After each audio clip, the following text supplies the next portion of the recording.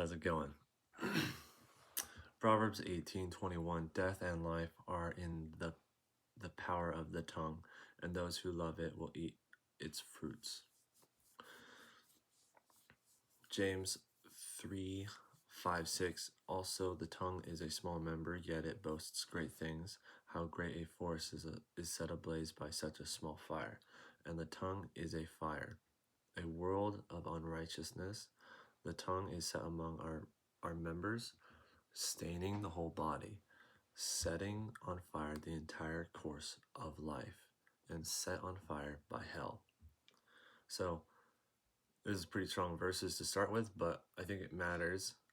I wanted to share that your tongue is incredibly strong. It's the smallest. It's funny. In science, it's even considered strong for the size of its member, right? It's a very small muscle, but it's a very strong muscle. It's been, people change their whole facial structure with their tongue. But also, we're not looking at the physical implications of it. If we can speak like life and death into things, then we need to be careful about even our jokes. Now, I have very bad humor. I have very, very bad humor, especially when I am not thinking about the way God wants me to be. And I think that's common. I think that's common among Christians and it's common. I'm not trying to boast on intellect, but intellectually adept people have more humor. And oftentimes they downplay that humor by making jokes. But it's funny, humor is the greatest sign of intellect. And oftentimes, what's funny about what's funny about jokes is the intellect behind it. What's funny about that is it's like we're making fun of the way the world works sometimes, or the way the worldly conducts itself. And that can be funny, but it's coarse joking. And it says in Matthew not to do that. One second. I wonder if I could find it here.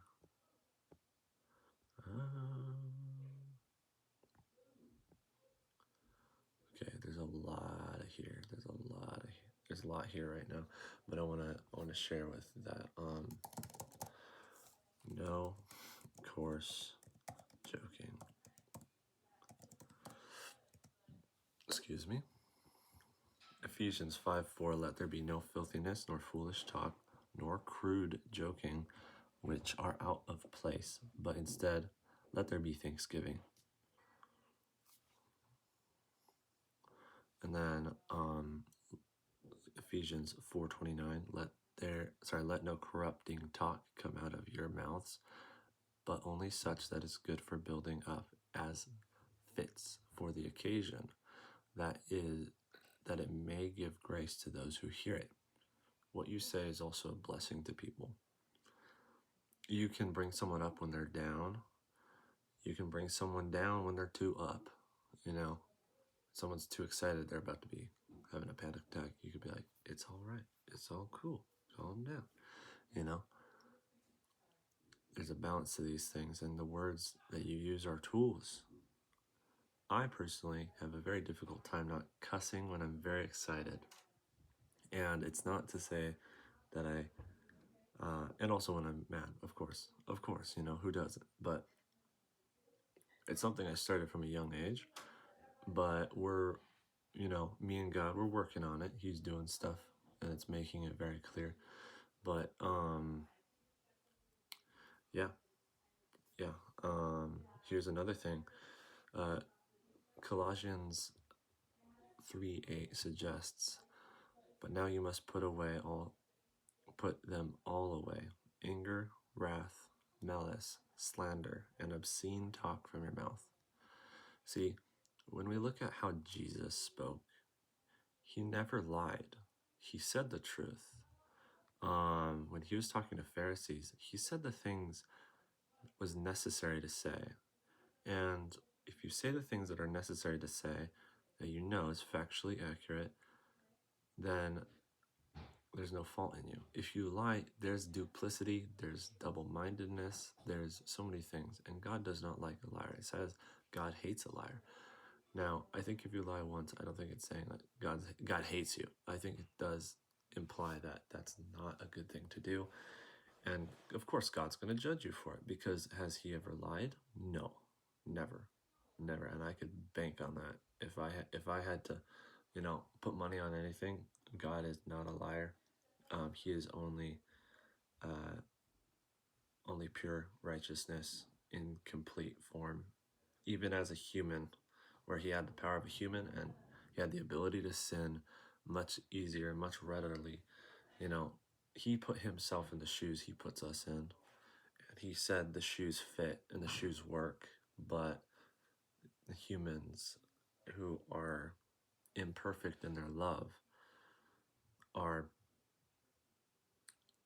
more prone to sin. Anyway, the point is, if you want to really see one of the things that is not necessarily shown in the Bible, actually it is. It's talked about a lot. It's not like a major, like it says, do not lie, right? But look at how God speaks.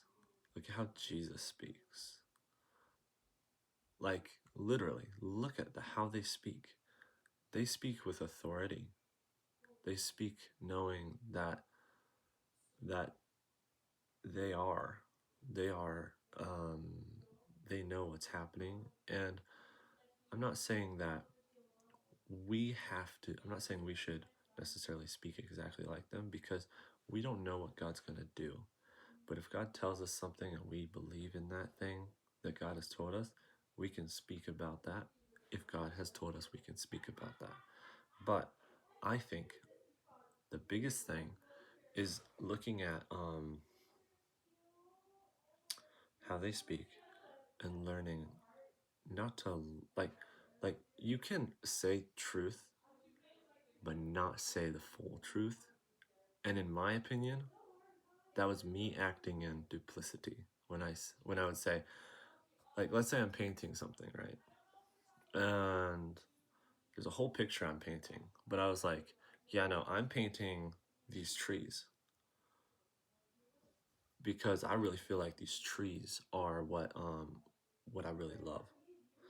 But really, the trees are a second part.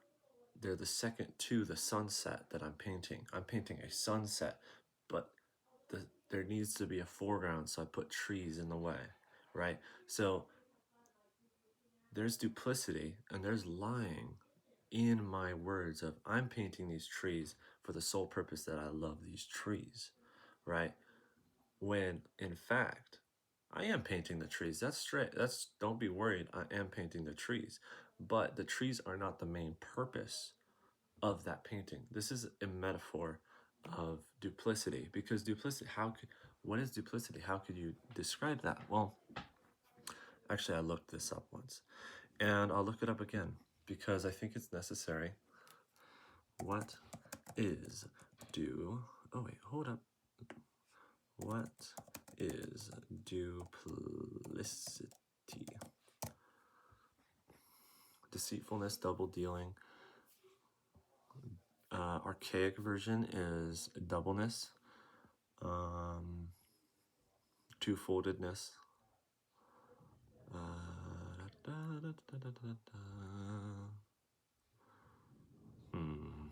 What is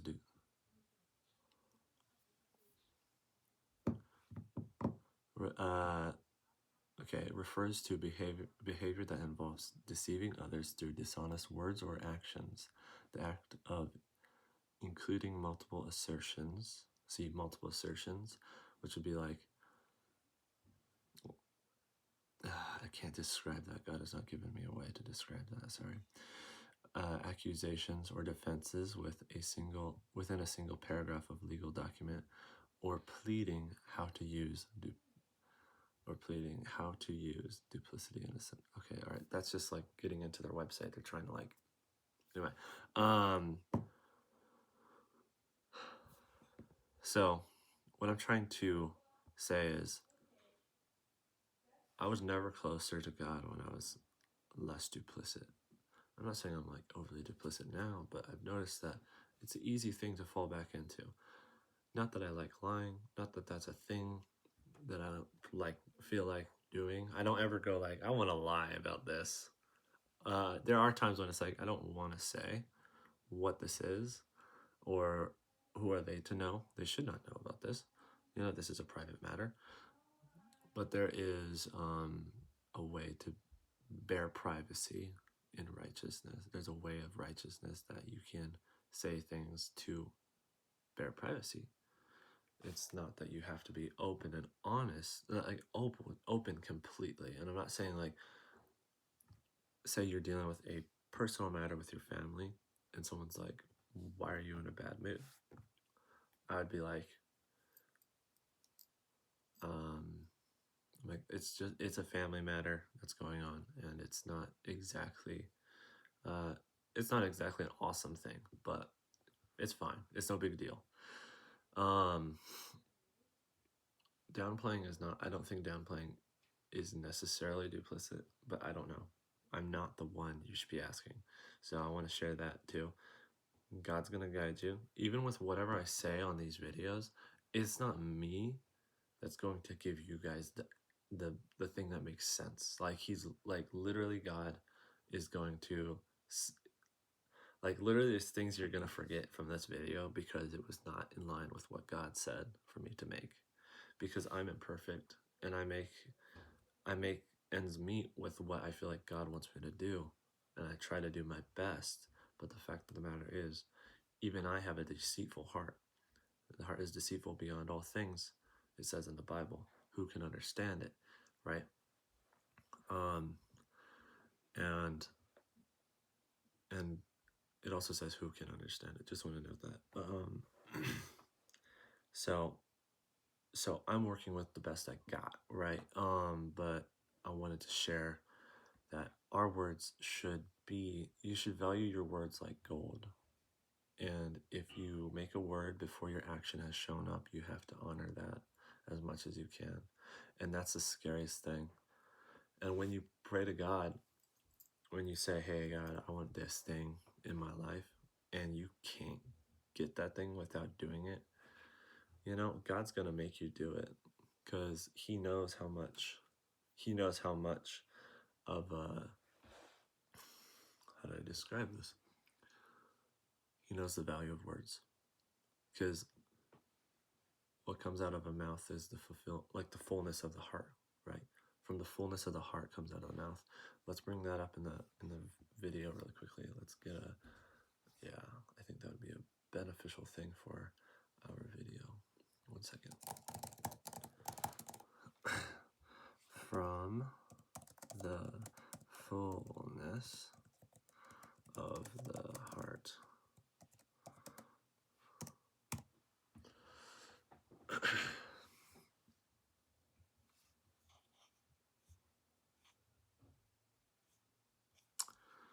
Matthew 12:34. You brood of vipers, how can you speak good when you are evil?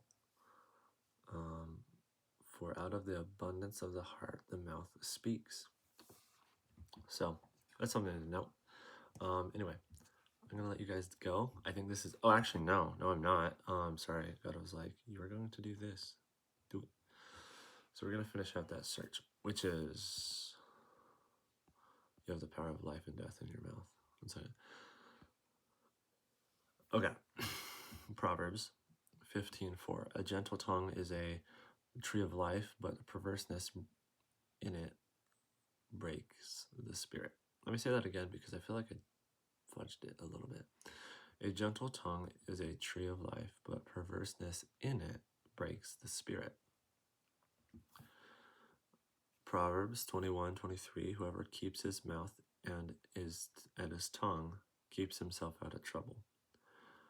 James 1:26. If anyone thinks he is religious and does not bridle his tongue, but deceives his heart, this person's religion is worthless. Psalms 121:3. Set a guard, O Lord, over my mouth. keep watch over the door over my lips. That's kind of a prayer that we can pray from the Psalms to help us in the issues of unbridled speech.